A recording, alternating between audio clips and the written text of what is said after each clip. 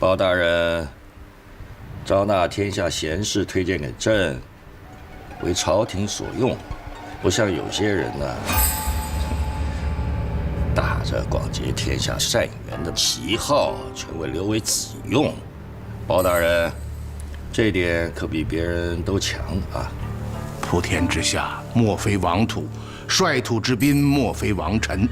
微臣为陛下举荐人才，乃是臣子的本分，怎敢私下据为己有？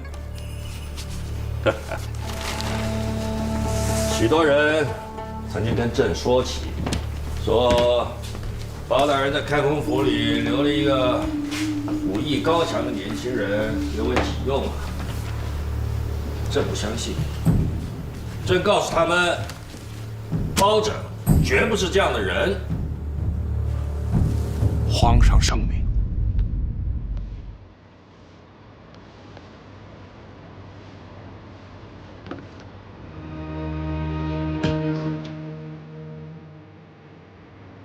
这玉佩是展昭的家传之宝，虽然不值几个钱，但在展昭眼中视为珍宝。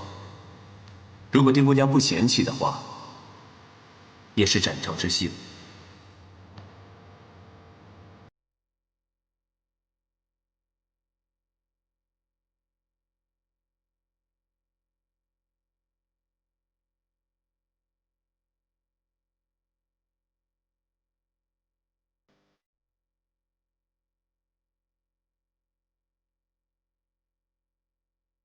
请。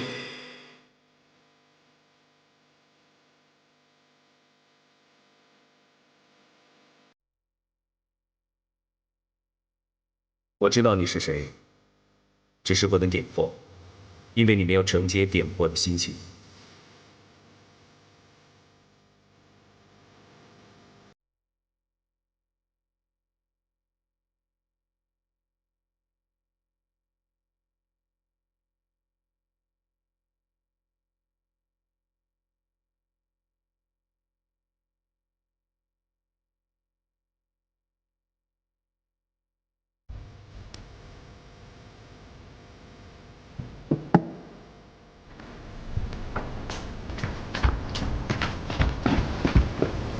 禀太后，您的干女儿包夫人在外求见。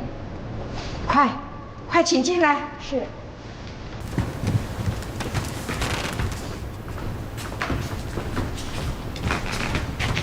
孩儿见过母后。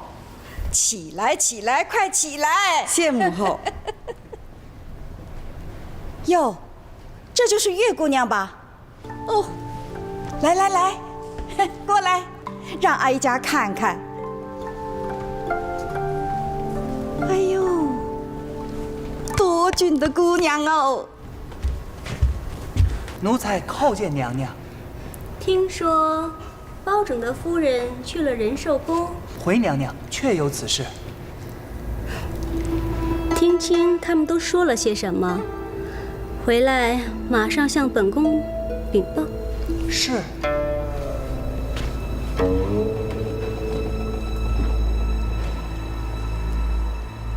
皇上驾到！皇上万安。太后可在歇息？正在与包夫人说话。皇上驾到！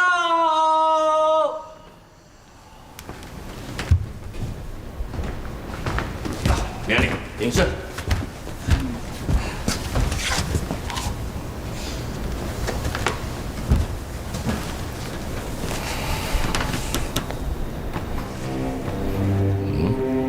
母后，这位姑娘是？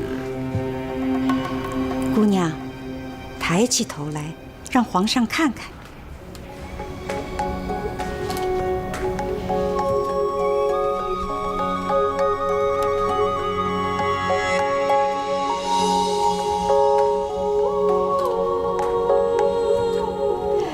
皇上，月姑娘俊不俊呢？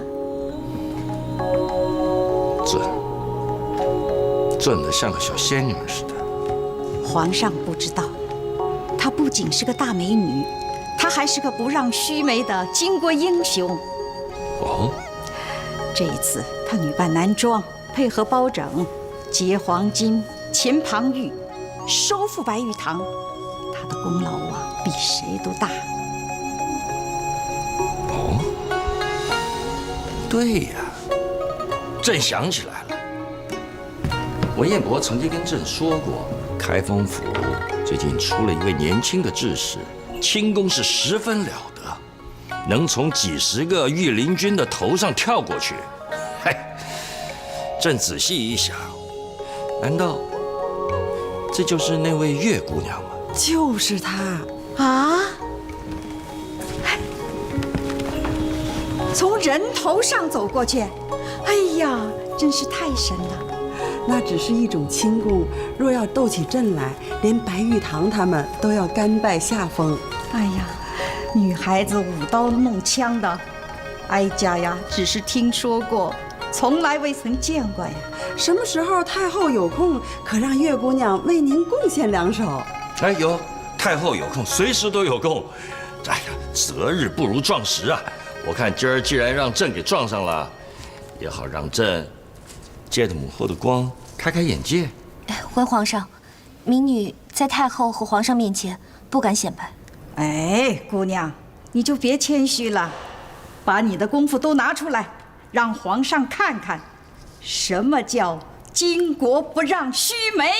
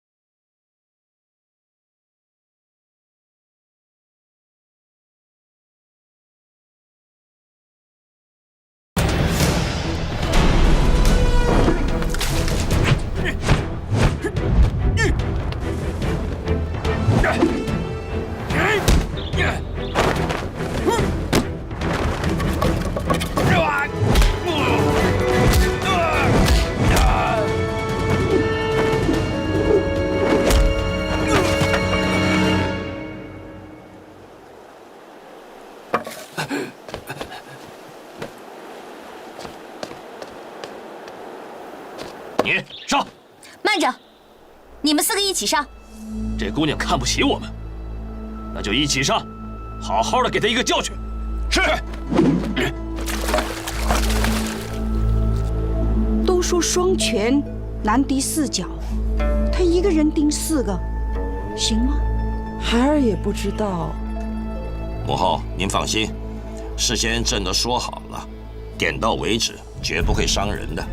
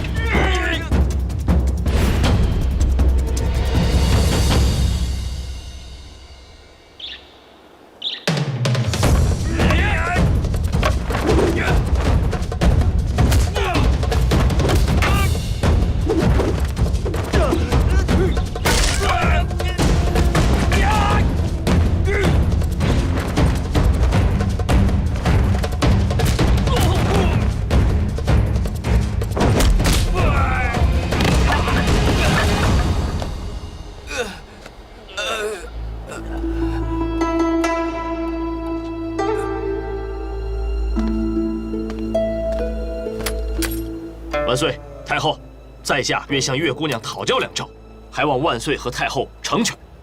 你是不是眼见自己的部下进阶败北，想亲自出马挽回一点颜面？我看你呀，月华姑娘连战4人尚未歇息，你现在就要出手，是不是有失公允呢？在下不敢。万岁太后，月华正想向这位爷讨教几招呢，请万岁太后成全。好吧，只要能博太后一笑，你就使出浑身解数吧。这位将爷，请赐教。在下习惯用刀，请姑娘自选兵器。哎，不可不可，刀剑无情，万一伤着呢？太后万岁，请放心，月华如果技不如人，虽死无怨。他们都是有武功之人，即使使用真刀真枪，也会收放自如的。请月姑娘自选兵器。就这个。小心了。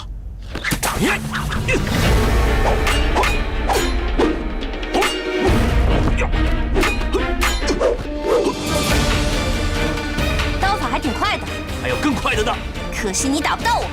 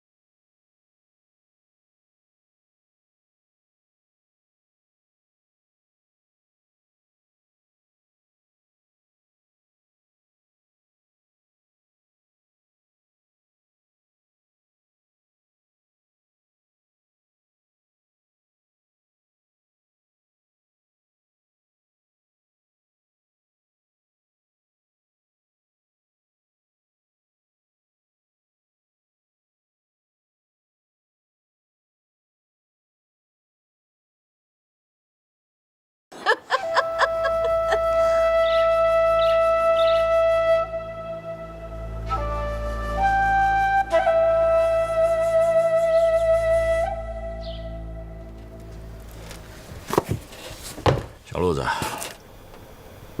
你说这月华姑娘和这展昭谁的功夫更好啊？奴婢愚钝，不懂武功，看不出来呀。依朕看，这月华姑娘的武功不比那展昭差呀。万岁圣明。你说朕要招这月华姑娘进宫护驾，她肯定能抵得上10个100个禁卫军吧？万岁是想让月华姑娘进宫当家？怎么不行吗？行，去，传月华姑娘进京。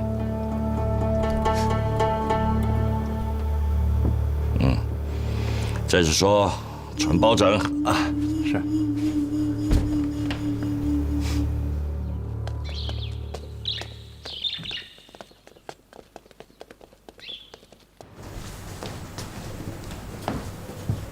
臣包拯叩见万岁。平身。谢万岁。包爱卿啊，今日朕与太后观看了月华姑娘的功夫，甚是了得呀。这月华只是女子，不然能为朝廷出大力呀。哎，包爱卿此话差矣，即便是女儿身，也能为朝廷效力呀。万岁说的极是，不过按照本朝体例，终不能像男子一样给他封官任职。只是，若是要让他留在朝廷，似乎缺了一点名正言顺。哎，这月华姑娘的功夫甚是了得，她一个人能抵朕的半支御林军呢。江湖儿女，这单打独斗尚可，若说排兵布阵，终比不上万岁的正规军呢。好啊！包拯，臣在。朕问你，若朕有意将这月华姑娘招进宫，留作内侍，爱卿，你认为如何呀？什么？万岁要招那女子进宫，还要留在万岁身边？万岁召见包拯到御书房，所议就是此事。要是那个小妖精进了宫，再加上太后，今后这后宫之中，哪还有本宫的立锥之地呀？娘娘，您得赶紧拿个主意呀！来人！娘娘，马上赶往太师府，立刻叫太师进宫，本宫有要事相商。是。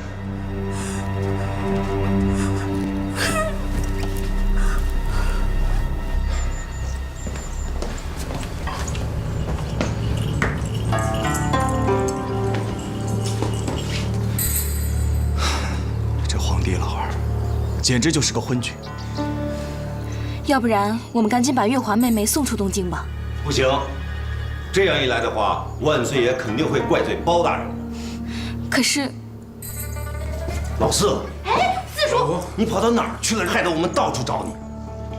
上个月华出事了，我知道，一回府就知道了。你脑子灵活，快出个主意。咱们帮着他一起渡过难关。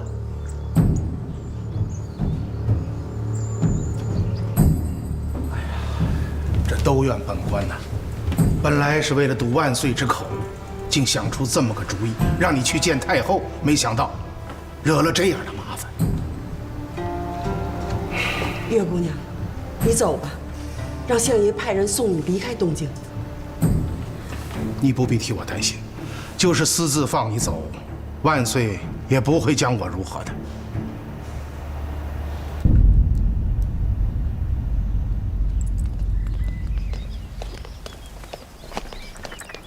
哎，你就别进去了。为什么呀？凭什么呀？哦，许你们去见月姑娘，就不许我见？你这张嘴啊，就是坏事的根。听我的话，在外面等着。我不。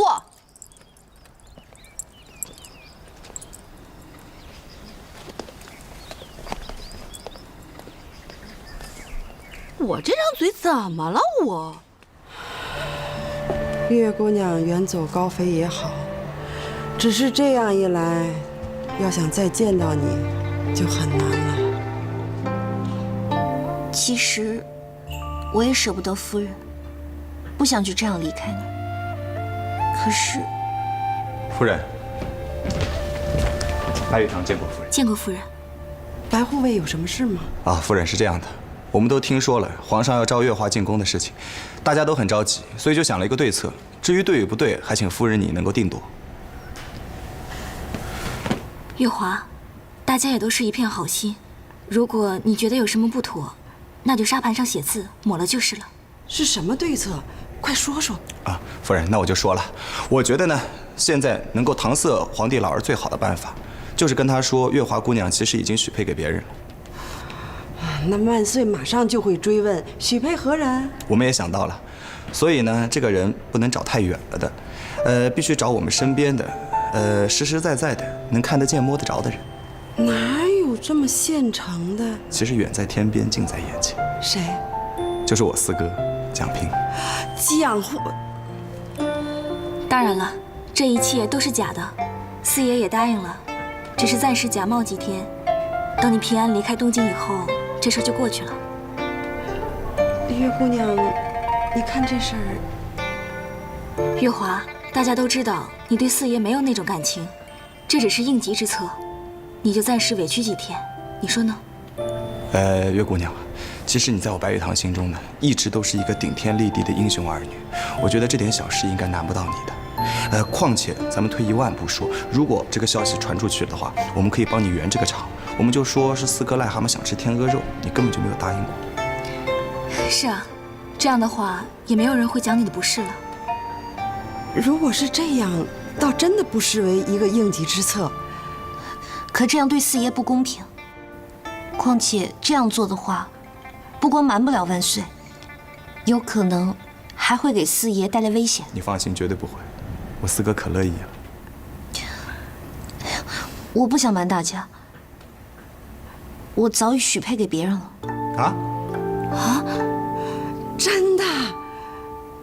娘娘尽可放宽心，啊，为父可以断言，无论是包拯还是吴蜀，绝不会放月华进宫的。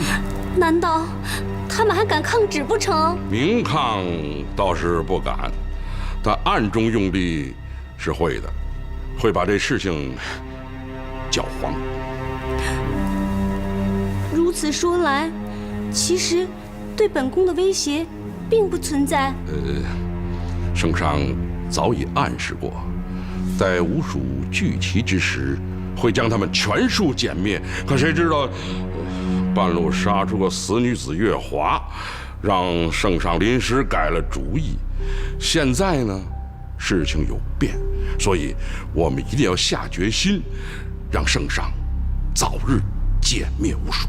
要是在万岁的威势之下，那吴蜀一起屈服了，把那月华绑来献给万岁，那本宫岂不是搬起石头自己砸了自己的脚？娘娘放心，放120个心，石头永远不会砸到娘娘的玉指。爹爹，不怕1万，就怕万一呀！四哥，哎，我总觉得你的欲擒故纵之法，好像对人家月华姑娘不是很管用啊。他早已许配给了人家，所以你的想法呀，行不通。哟，大哥，那就是他编的一套说辞，你还真相信了你？讲话。哎呀，这念人一听就是一套说辞，除了能骗你和老三那2口子，谁都骗不过。不是啊，但是我怎么听怎么都觉得人家月华姑娘好像是为了故意给你一个台阶下才这么说的。你台阶好啊，台阶就是我的起点，有台阶吗？古人说勤能补拙，我就踩着这个台阶，我一步往上爬，我终有一天，说不定我和月华能够弄假成真呢。等一下，四哥，我不是觉得我们自家兄弟不好啊，我只是觉得是个人都能够感觉出来，你跟人家月华姑娘，并不是特别般配。老五，什么意思？那个四弟，你真的想娶月姑娘？大哥，你别管啊。老五，你是不是觉得四哥长得很矮？不是，四哥，你听我说，这个事情跟高矮无关，你知道吗？我是觉得呢，行了吧你？你是比我高那么一点点，那这是高矮的问题吗？啊，月华姑娘现在处于一个非常时期，她需要一个成熟、智慧、稳重的男人来帮她遮风挡雨、出主意，帮助她。可是四弟啊，你的这种做法，我一点没有看出来你想帮助她呀。我觉得像趁人之危啊。这怎么是趁人之危呢？这怎么是趁人之危呢？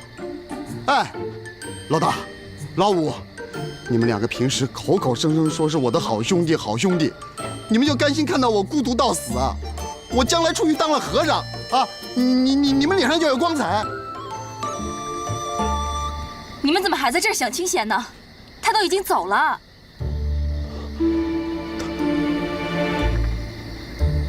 他是谁？月华呀！什么？走了？臣有罪，请万岁降罪。何时走的？应该是昨天夜里，今天一早就发现没有人了。一派胡言！明明是你私自放走了他，才到这儿来蒙朕的。启禀万岁，这月华表面上看上去十分老实，其实非常的狡猾。臣跟他说要进宫的事情，他并没有拒绝，而且害羞。臣以为他是愿意，所以就放松了监看，没想到让他钻了空子。你尽快把他叫回来，否则你包黑子自己就给我挂印走人。臣遵旨。快去啊！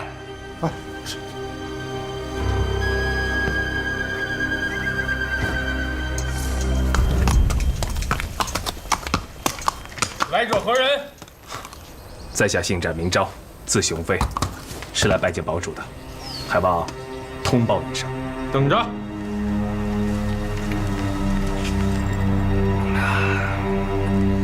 小弟今次离开长沙时，王爷再三叮嘱，比武大会之事定要如期举行啊！请回禀王爷，请王爷放心，这事儿耽误不了。我除了请了这神权太保王祭祖前来镇擂，还准备派人前往这邓家堡，请邓车出山，也担当一期擂主啊。可是那个曾经投靠过庞玉的粉面金刚邓车，正是此人。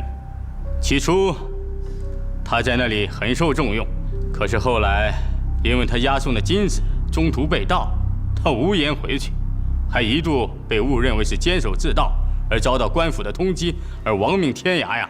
此事早已云开雾散，金子是吴蜀所劫，与他无关呐。也正因此，他与那吴蜀啊结下了梁子。如此说来，此人在江湖上名气也不小啊。这庞玉能够招来如此众多的镖师相助，这主要还是靠了邓车在江湖上的名声。好，能把邓车请来，实在是好啊。老兄，我临来之时，王爷说过，待到他日起兵之时，定要拜你做一路领兵将军。今次打擂所召集的人，都将是你的麾下，归你指挥呀。我东方明不敢不为王爷效力呀。老爷爷，启禀老爷，何事？外面有个人自称展昭，想要拜见老爷。展昭？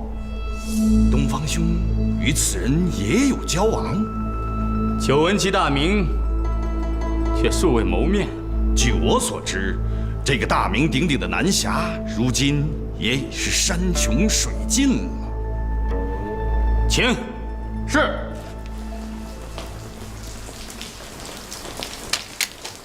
展昭贤弟，这是哪阵风把您给吹来了呀？展昭拜见东方堡主。展贤弟大驾光临，愚兄真是喜出望外啊！冒昧打搅，还望堡主见谅啊。何来打搅？这盼都盼不来的贵客呀！快快有请，请。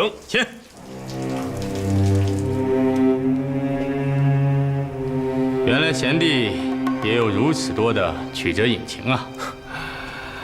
不提这事了。小弟知道这长沙王是礼贤下士，仰慕已久，早想追随了，只是苦于无人介绍。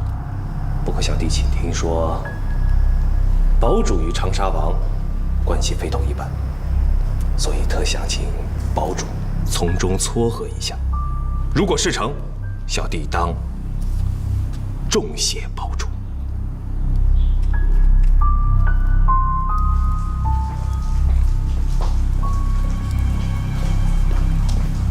朱大人。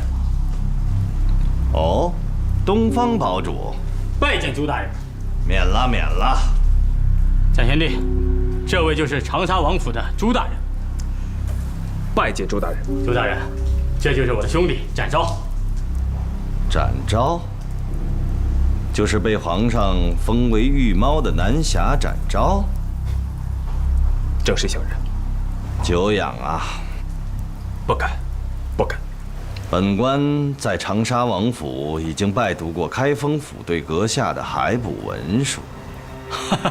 周大人，那是因为展贤弟在为庞太师办事，这才得罪了包大人，遭到开封府的追捕的。大人，开封府对我的追捕罪名完全不属实，还请大人为小人做主。王府不是衙门，不办案子。大人，这庞太师与包相爷在朝中素来是势同水火，展贤弟只是他们两派相斗的牺牲品。庞太师弃卒保帅，展贤弟现在是有家难回，有国难投呀。所以投到金钱堡来展臂一时。哎呀，这臂宝池小水浅，岂是这留钱纳能之地啊？展贤弟是一心想投靠王爷，替王爷效犬马之力，所以想恳请朱大人代为引荐。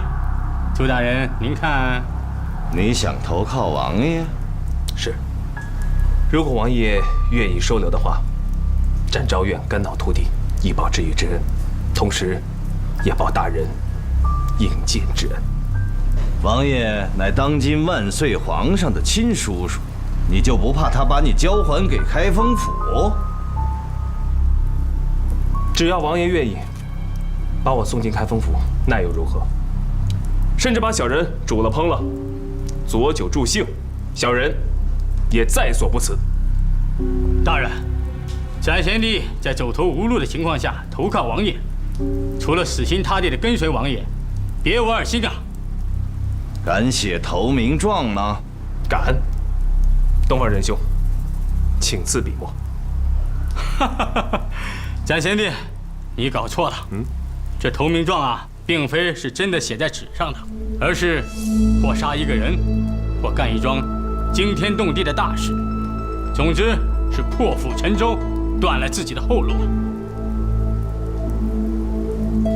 只要王爷要谁的人头，展昭立马取来。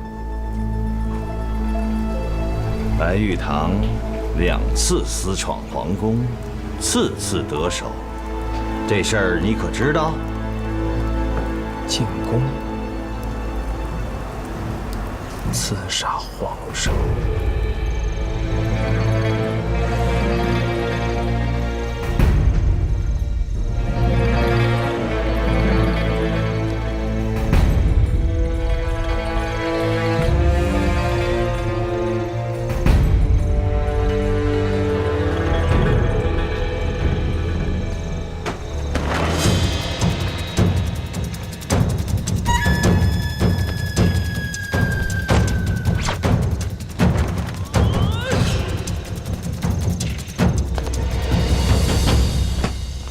息怒，息怒！你是谁？在下展昭，失礼了。展昭，你就是号称南侠的展昭？是金钱堡堡主东方明让我来找敬道师傅的，请过目。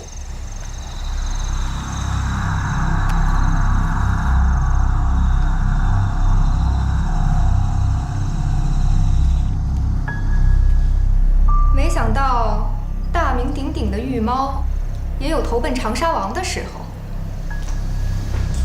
正所谓是良禽择木而栖，良臣择主而事啊。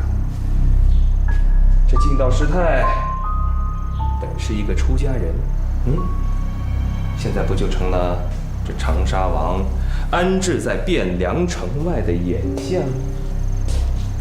我出家了吗？哼！要不是王爷给了我一笔银子，谁舍得放弃在长沙逍遥楼做妈妈的好营生，好来办这个吃素的姑子？哟，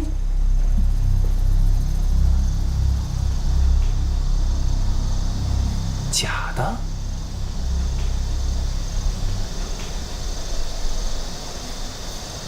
你一个男人，说话做事最好收敛些。这里毕竟是座道观。哎呀，我可是个安分守己的人哦。你在桑花镇都做了些什么好事？你以为我不知道？这长沙逍遥楼里，妈妈的风流轶事，我也听说了不少哦。怎么？你也想风流一下？想有什么用呢？可这里不是逍遥楼。哟，我不是早就跟你说过了吗？我根本不是什么道姑。我手底下那些小道姑，也都是我从逍遥楼里带出来的姑娘。哟，展昭明白了。只是今日展昭路途劳顿，自知不是师太的对手。不过，待展昭多歇息几日。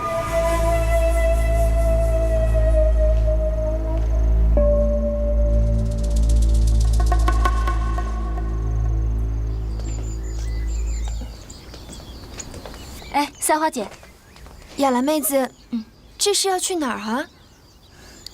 京城西南10里有个宝峰镇，镇头有个云翠观。几年前我跟我娘路过那里，曾经在观中借住过一段时间，与那住持静修师太相交甚好。今日无事，想去看看他老人家。五爷他不陪你去吗？他一大早就被新科状元严扎散约出去喝酒了，大概又要一整天。不到半夜不会回来的。那你路上小心。我知道了。那我先走了。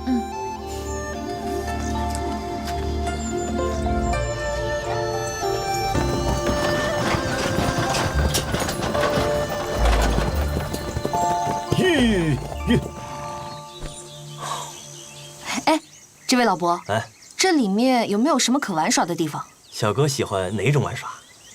最好啊，是那寺院之类的名胜古迹。寺院？这宝峰镇外倒是有一座云翠观。云翠观？小哥啊，老汉见你是外乡人，就斗胆劝你一句，没事儿，千万别去那观堂。为什么呀？没什么，反正一句话，少男少女最好远离。多谢老伯。哎，没事。去。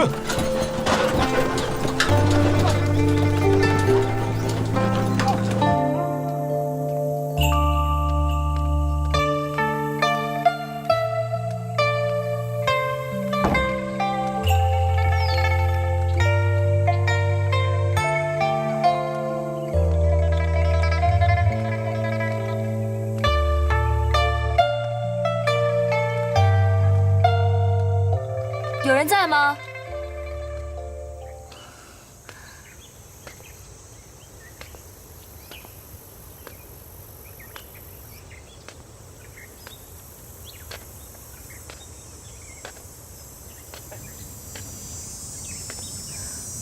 无上天尊。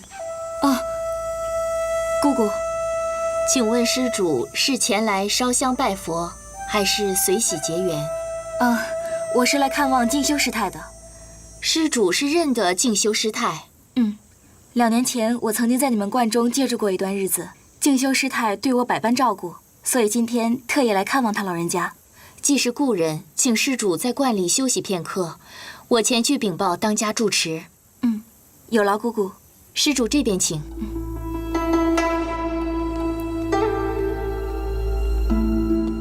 施主请进。施主请坐。我这就去禀报当家住持。有劳姑姑。